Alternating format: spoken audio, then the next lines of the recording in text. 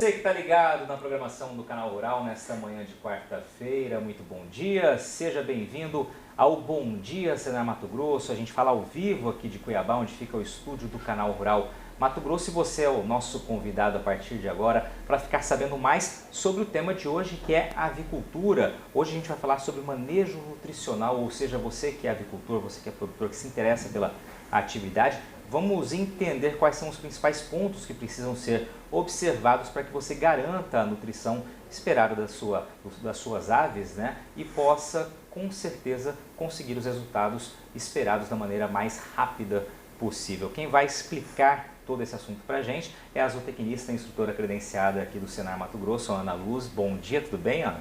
Bom dia, patrone. Bom dia, telespectadores. Bom dia, produtor e produtora rural.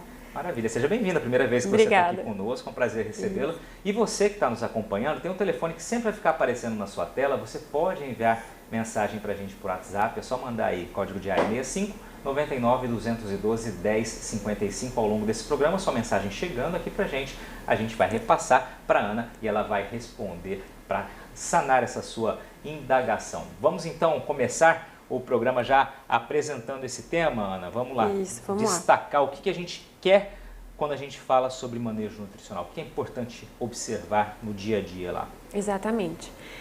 Então, a gente vai tratar hoje, né, desse manejo nutricional. Então, nós temos que levar em consideração todo aquele estudo que a gente já teve, né, na semana passada com a genética, com as linhagens, e saber como fazer com que essa genética, essa linhagem, seja expressada, certo? Então, um dos manejos vai ser esse manejo nutricional, onde a gente vai tratar hoje a exigência nutricional, fatores que reduzem consumo, que incentivam o consumo e alguns promotores de crescimento. Quer dizer, você lembrou bem, na semana passada a gente exibiu aqui alguns tópicos para que você escolha a linhagem, a raça correta para o objetivo que você tem na sua atividade, seja produzir ovos, seja produzir carne, seja produzir frango caipira. Então você, partindo do princípio que você escolheu, agora é saber como alimentar esse animal, né, para poder de fato chegar aos resultados. Não adianta ter uma raça ou uma linhagem apropriada se você não cuidar do dia a dia na alimentação desse plantel. Exatamente. Então eu tenho essa genética, eu já tenho essa linhagem, né? Já está específica para ovos ou para carne, certo? Então agora eu preciso fazer com que ela seja expressada, exatamente porque a partir disso é que eu vou ter um bom desenvolvimento. Perfeito. Certo? Então, como primeiro ponto, eu levo em consideração esse melhoramento genético, certo? Que é a melhoria natural desses parâmetros zootécnicos, que são esses índices de desenvolvimento do animal. Então, eu só consigo trazer isso à tona, eu consigo tornar isso realidade quando eu utilizo, por exemplo, o manejo nutricional. Então, o que a gente busca com isso? A gente busca entender o que é isso, conhecer o que é, para chegar no objetivo que é uma ótima relação custo-benefício da ração em relação à produção, uma dieta equilibrada, onde eu vou fornecer aos animais a quantidade que ele precisa dos nutrientes necessários, tá? Eu vou melhorar a seleção dos nutrientes, então eu vou conseguir selecionar melhor porque eu vou conhecer melhor esses nutrientes. O período de criação eu vou levar em consideração, então eu vou estar entregando a esses animais a alimentação que ele precisa para a fase onde ele está dentro do desenvolvimento dele. Perfeito. Então, como primeiro passo aqui, entender o que é exigência nutricional, que é de fato a quantidade diária de um nutriente que o animal precisa ingerir, que ele deve ingerir para alcançar os níveis de produção que a gente deseja que ele tenha. Então, para isso, nós temos essas tabelas brasileiras de aves e suínos, que é onde a gente se baseia, é onde a gente encontra esses valores de necessidades dos animais, tá? Ótimo. Dentro das exigências, nós temos a exigência de manutenção e produção. É diferente. Então, quando eu atendo as exigências de manutenção, quer dizer o quê? A ave andar, respirar, manter a temperatura do corpo, se alimentar, consumir água. Se ela tem essas necessidades atendidas, ela pode partir para a área da produção e assim produzir a carne e os ovos que a gente deseja, certo? Na exigência nutricional, elas vão ter vários parâmetros que vão alterar essa necessidade. Então, você maior ou menor. Então, o que vai alterar? O sexo da ave, a idade da ave, a genética, a linhagem, o tipo de desempenho, porque cada linhagem, cada genética, ela vai ter um desempenho regular, médio e superior. Então, a partir disso, ela vai ser mais ou menos exigente quanto aos nutrientes. Perfeito. Tá? Temos, então, mais outros fatores, que é o de produção. Então, para carne e para ovos, a necessidade que a ave vai ter para cada uma dessas produções é diferente.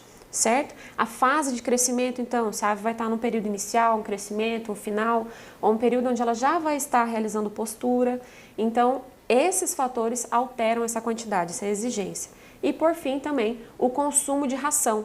Então, a quantidade em gramas que o animal vai consumir é importante também e vai alterar essa exigência. Estou vendo que você colocou os ciclos de dias aqui, vai alterando mais ou menos nesse intervalo. Então. Altera nesse intervalo. E aí tudo vai depender se é um animal de granja, se é uma produção industrial ou se vai ser caipira, certo? Onde no caipira eu consigo estender, eu devo estender até mais dias para que tenha aquela rigidez, aquelas características tradicionais da Por aquela caipira. tabela já tem algumas informações referentes a essas que você colocou. Perfeito. Sim, com então, uma boa referência ali, então, buscar aquele conhecimento já ali, já é um primeiro passo aí. Exatamente. Perfeito. Exatamente.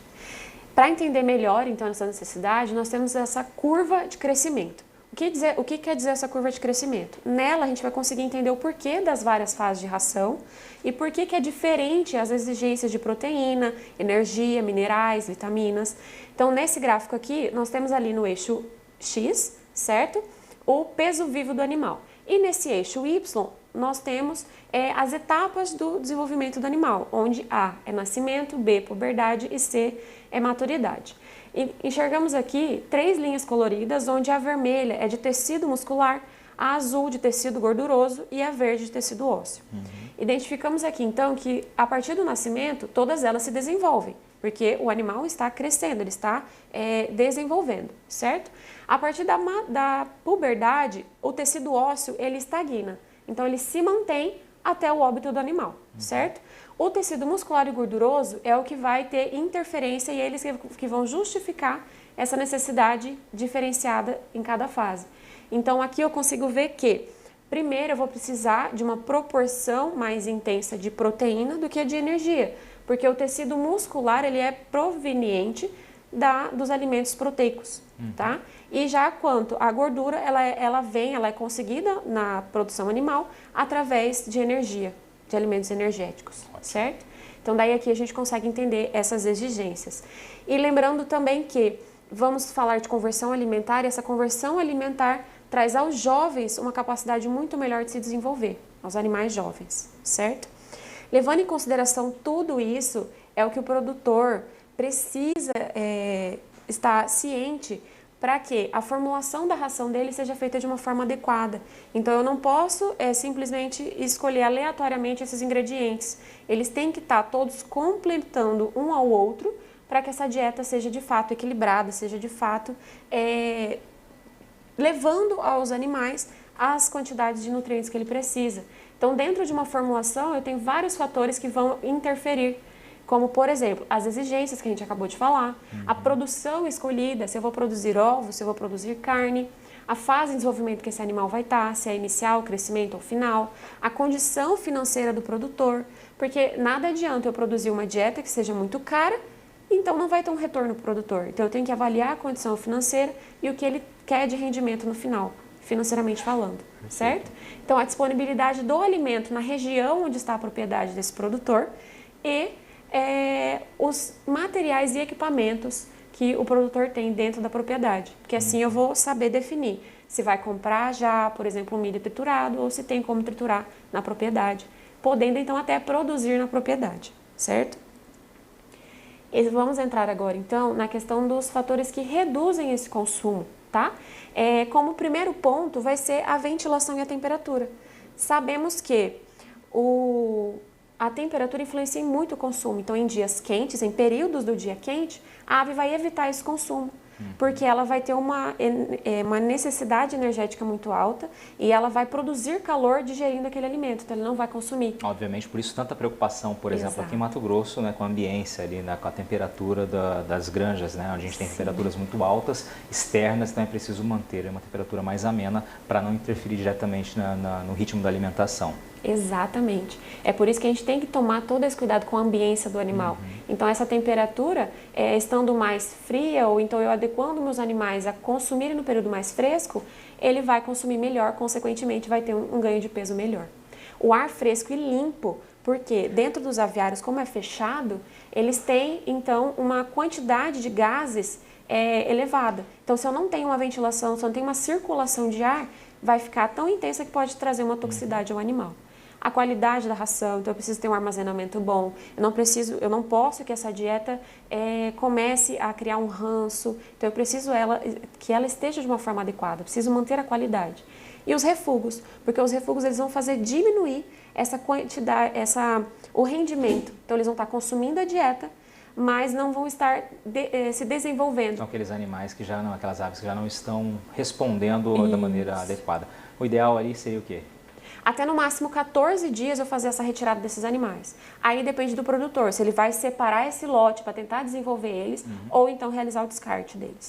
Ótimo. Ana, vamos fazer uma pausa por aqui, a gente vai para um breve intervalo. Tem gente já mandando mensagem aqui, o pessoal de Minas Gerais já fazendo algumas perguntas aqui. Vou repassar para a Ana no segundo bloco, então a gente tenta responder as dúvidas dos telespectadores e continua com esse tema extremamente importante, manejo nutricional de aves, com a Ana Luz, que é instrutora credenciada do Ceará Mato Grosso, zootecnista, e você que está nos acompanhando. Daqui a pouquinho a gente volta ao vivo aqui de Cuiabá. Continue com a gente.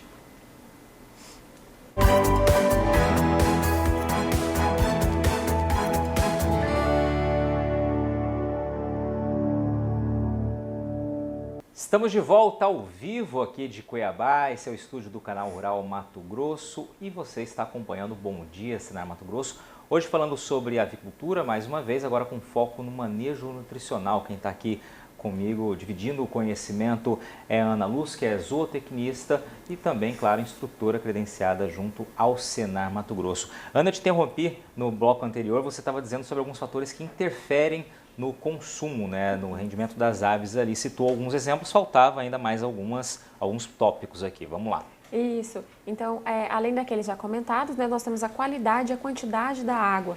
Então, eu preciso que a água esteja numa qualidade boa para que não traga micro-organismos patogênicos ou que possam causar doenças aos animais, certo?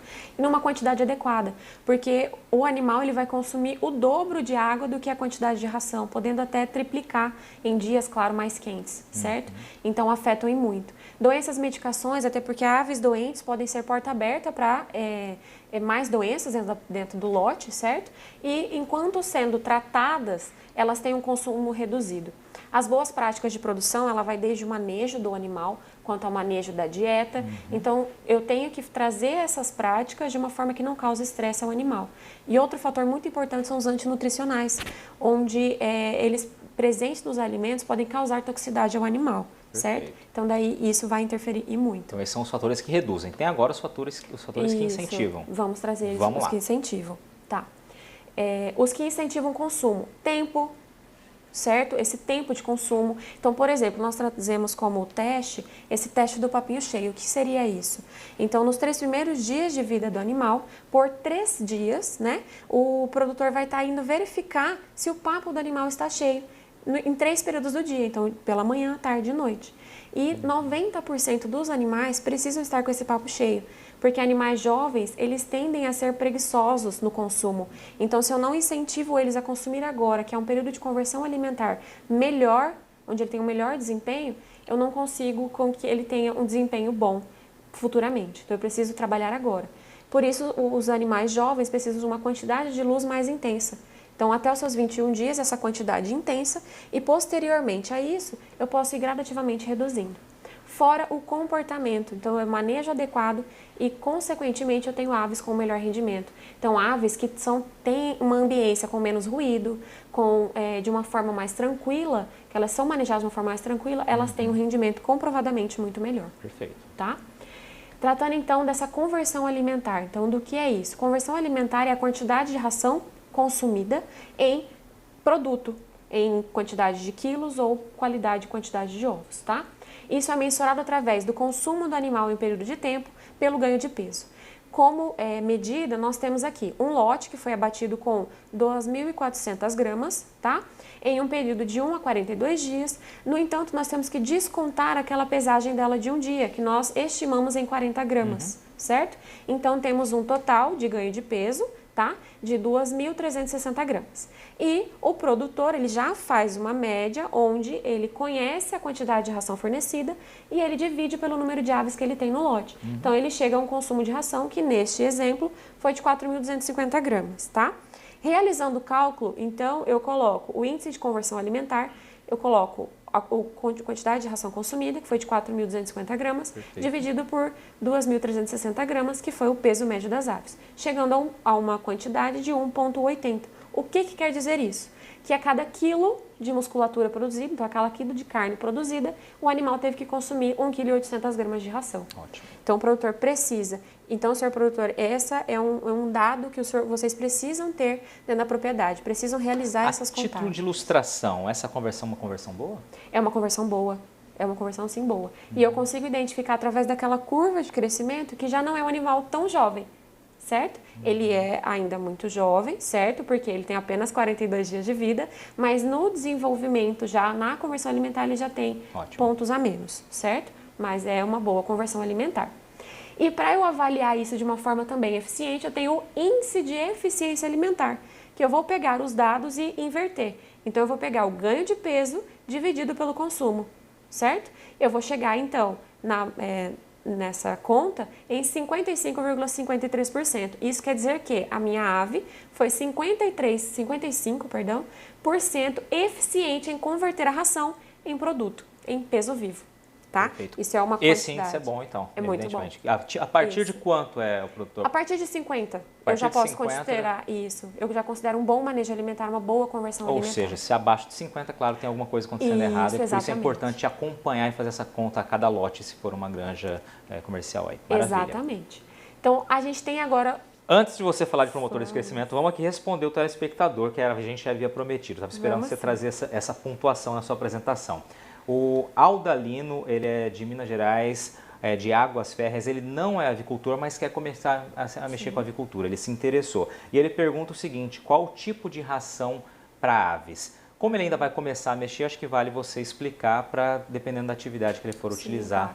Então vamos lá para a resposta. A gente vai tentar se adequar então a ração padrão, que seria com milho, farelo de soja e um núcleo, sendo que esse núcleo tem que ser específico para a fase de desenvolvimento do animal, onde eu vou ter um núcleo para inicial, núcleo para crescimento e núcleo para final. Então seria uma dieta que atenderia as necessidades. Lembrando, claro, que as quantidades de milho e farelo de soja vão alterar conforme a fase de desenvolvimento. Mas explica rapidamente o que é núcleo, porque como ele vai começar na atividade, é bom deixar claro. Núcleo seria o quê? É uma mistura mineral já produzida no mercado, certo? Onde eu atendo ali as necessidades de macro e microminerais. Então, se tratando, por exemplo, de animais de granja, eu preciso fornecer isso na dieta.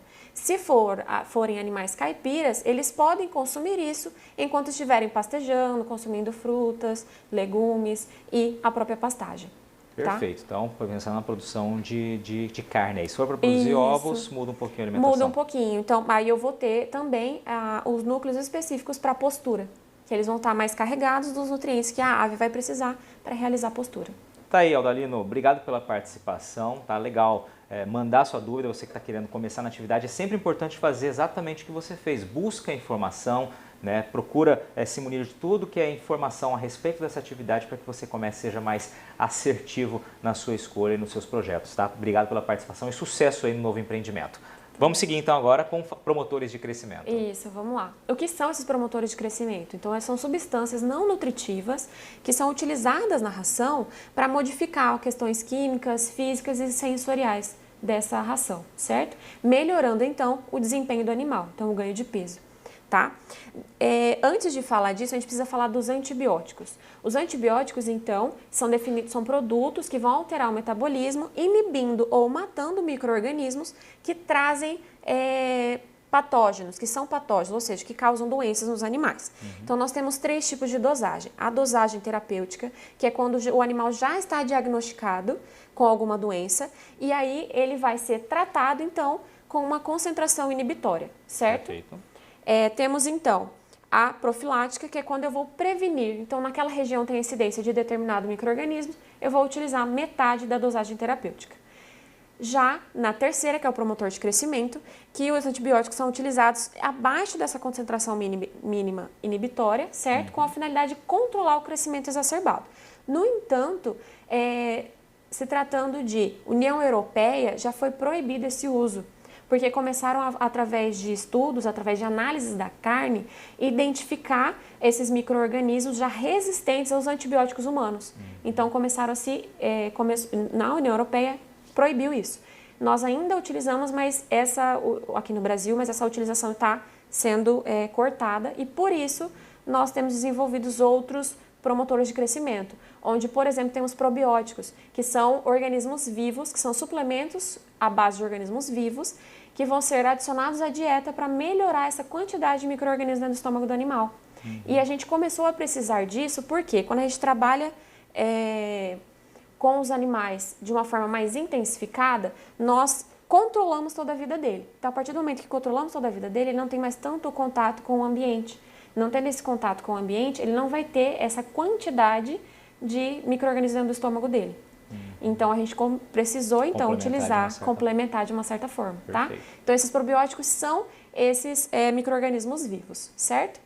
Aí, temos também os pré-bióticos, que eles, na verdade, vão ser componentes da alimentação que não são digeridos, mas que vão ser usados como substratos desses micro-organismos para eles propriamente se proliferarem e aumentarem em quantidade, certo?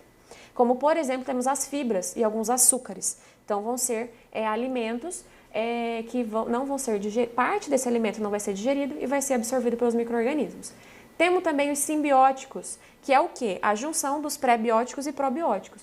Então, onde eu forneço organismos vivos e o substrato para que eles se multipliquem. Todos esses vão interferir no consumo, melhorando esse consumo e o ganho de peso, tá? Nessa tabela aqui a gente tem um experimento onde foram avaliados vários tratamentos, onde foram utilizados antibióticos, pré-bióticos, probióticos e simbióticos.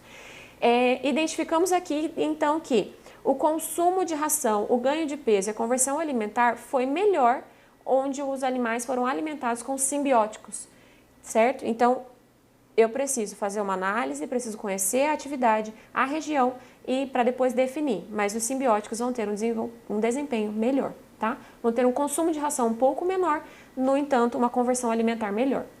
Temos também os ácidos graxos de cadeia curta. O que são isso? Através, então, da fermentação da fibra dentro do organismo, vai ser disponibilizado no organismo ácido butírico. E não só esse, mas outros ácidos. E esses ácidos vão fazer com que aconteça um revestimento dentro do intestino do animal e esse revestimento vai controlar melhor a entrada e saída de bactérias. Muito bem, nosso tempo está no fim aqui, Ana. Eu só pedir para você só passar rapidinho os slides para a gente ver que ainda tem ácidos orgânicos. Sim, ácidos orgânicos, complexos enzimáticos e óleos essenciais. Ou seja, o manejo nutricional é algo complexo, mas que você que é produtor, você que está na atividade, claro, tem que se inteirar para conseguir seus melhores resultados. Ana, muito obrigado pela sua participação, pela primeira vez aqui conosco. Obrigado pelas informações. Eu que agradeço, obrigada por participar. Obrigada, senhor produtor, por estar aí nos assistindo. Obrigado a você que nos acompanhou até aqui, mandou mensagem, participou como fez o Aldalino lá de Minas Gerais. Tem um pessoal conversando aqui comigo pelo WhatsApp também. É isso, gente. Bom dia, Senar Mato Grosso está aqui justamente para trazer os instrutores, pessoal que estudou, que entende do assunto, que leva essas informações. Hoje, especificamente falando sobre avicultura, manejo nutricional aqui com a Ana Luz. Obrigado para você que nos acompanhou. Um excelente dia, uma excelente quarta-feira e até semana que vem.